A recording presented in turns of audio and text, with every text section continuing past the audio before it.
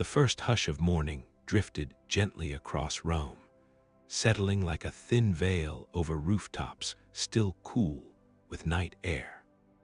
The aqueduct arches caught the dawn light slowly, each stone warming by degrees as pale gold crept along their curves.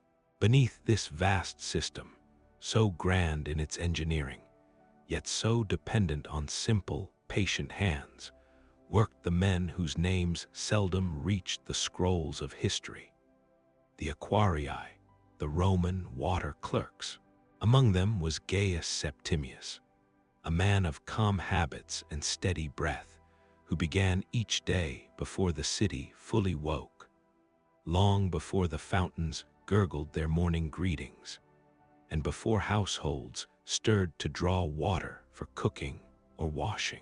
He rose in the dim half-light, the soft glow of an oil lamp brushing the walls of his modest room.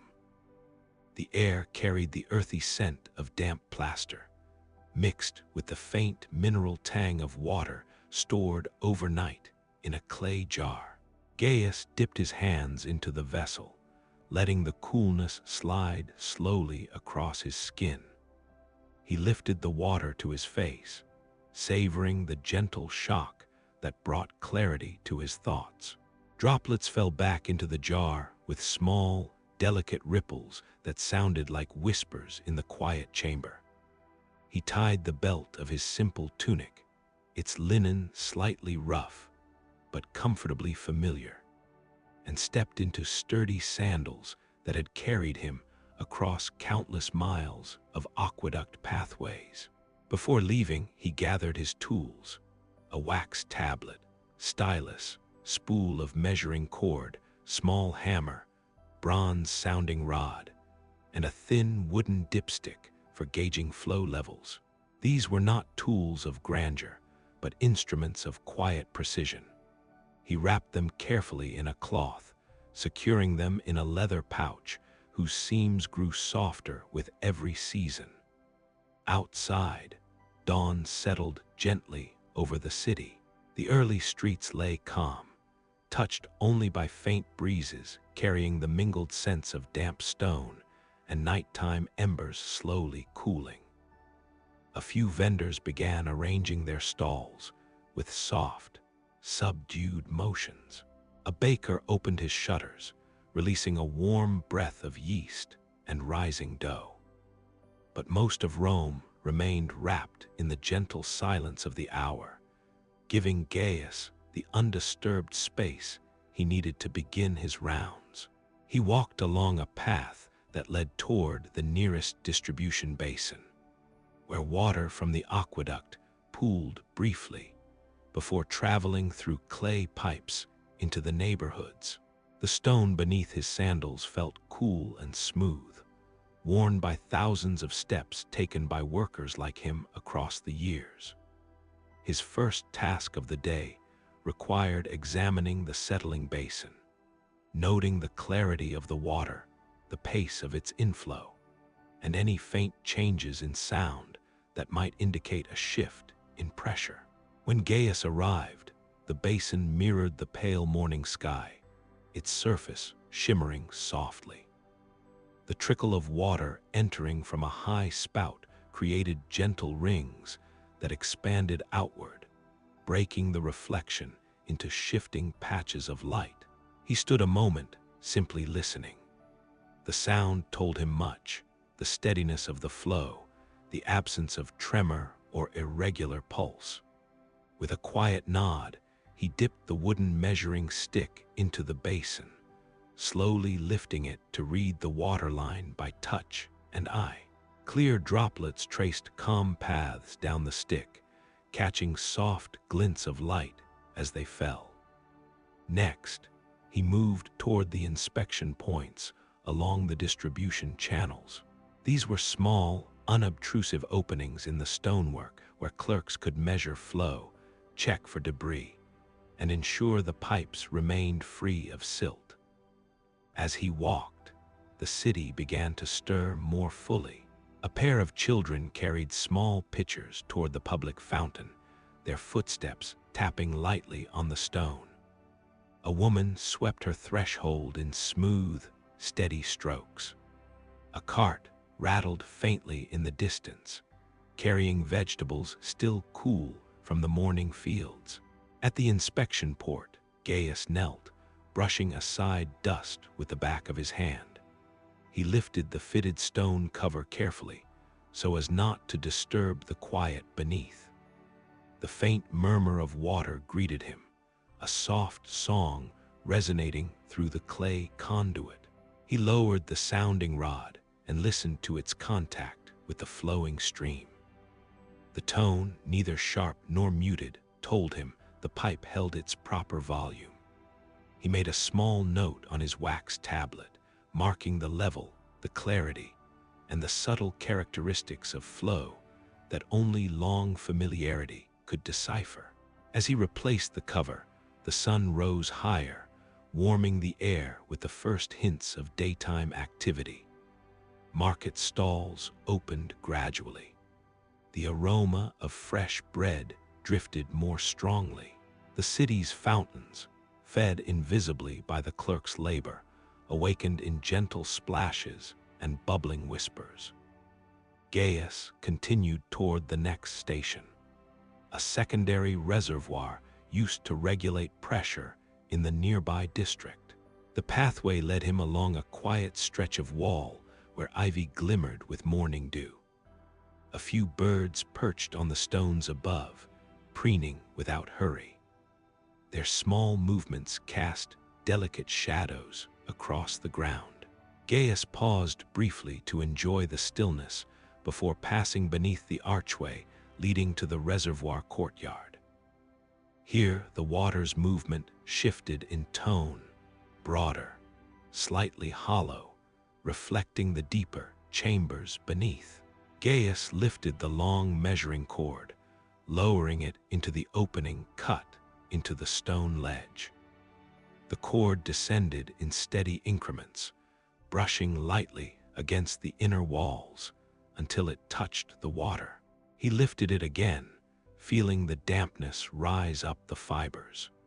He noted the depth, the level's consistency with recent days, and whether the reservoir required any adjustment to prevent overflow. After recording his findings, he stood for a moment beside the edge of the courtyard, watching sunlight slowly stretch across the stones. Workers in nearby homes began their morning tasks. A potter's apprentice carried a tray of fresh clay vessels into the open air, their surfaces still cool and matte. A scent of warm herbs drifted from a kitchen window. Life unfolded quietly, unhurried, shaped by the steady presence of water flowing beneath and around the district. His next responsibility lay farther downstream, near one of the public fountains. The journey took him along a quiet street lined with fig trees, whose leaves rustled softly in a warming breeze. When Gaius arrived, the fountain glowed in the gentle light, its carved stone figures worn smooth by time. Water arced gracefully from the spouts, forming clear streams that fell with a soothing, rhythmic sound into the basin below. A small group of early risers gathered here, women filling clay jugs, an elderly man washing his hands, a child splashing her fingers in the cool surface. Gaius approached the fountain with a respectful nod to those present. Most recognized him, for the water clerks had a presence that was steady if understated. He examined the flow visually first, the evenness of the streams, the clarity, the fullness. Then he leaned in to listen, placing his hand lightly on the stone to feel the gentle vibrations. A slight adjustment was needed, perhaps a matter of pressure redistribution from the upstream regulator. He made a quiet note, intending to correct the issue on his return path. Before leaving, he watched the fountain for another moment, small ripples, sunlight touching the water's surface, soft reflections dancing beneath the stone edge. These sights brought him a calm satisfaction. Water brought life, and his role ensured that life flowed smoothly. As midday approached, he made his way to a shaded colonnade where clerks often paused for their midday meal. Gaius ate simply: a piece of bread, a handful of olives, a small wedge of cheese wrapped in cloth. He ate slowly, savoring the cool shade and the gentle stirrings of the breeze between the columns. The sounds of Rome had grown fuller now: vendors calling softly, children laughing, wheels turning along the stone roads. But even in this growing activity, a quiet rhythm persisted, shaped by routines long established. After resting, he walked toward a maintenance opening that required inspection. It lay near a modest workshop where a bronze smith shaped small household items with delicate taps of his hammer. The faint metallic rhythm accompanied Gaius as he knelt beside the opening. He removed the cover stone and peered into the dark channel below. A slight accumulation of silt had formed near the bottom, nothing urgent, but something to be noted for the maintenance crew who would clear it later. He used his stylus to mark the location on his tablet, the pointed end gliding calmly over the wax. The afternoon sun warmed the stone walls as he crossed to his final check of the day: a distribution valve used to balance water flow between neighboring streets. Here the air carried the scent of laundry drying on lines, cloth swaying gently in the breeze. Women chatted in soft tones as they folded garments or stirred pots over small courtyard fires. Gaius knelt beside the valve, adjusting it with patient, deliberate turns. He listened to the change in water tone, subtle, hollow, steady, ensuring the balance was restored. Once satisfied, he cleaned his tools with slow, careful motions, wiping dust from the bronze rod and checking the smoothness of the stylus tip. He placed everything neatly back into his pouch, letting the finality of the day's tasks settle softly around him. As he walked homeward, the late afternoon sunlight spread long, gentle shadows across the streets. The city's fountains sparkled, catching the light like scattered coins. Gaius passed beneath an archway where vines trailed lazily downward, their leaves rustling with a calm whisper. A sense of quiet fulfillment rested in his chest, the kind that did not declare itself loudly, but lived in the simple knowledge that the city's lifeblood had flowed well that day. When he reached his home, he placed his tools neatly on a low wooden bench. He washed his hands in a small basin, enjoying the cool water and the faint mineral scent that reminded him of the aqueducts. Supper was modest: warm lentils with herbs, bread dipped in oil, a cup of watered wine. He ate slowly, letting the day unwind within him.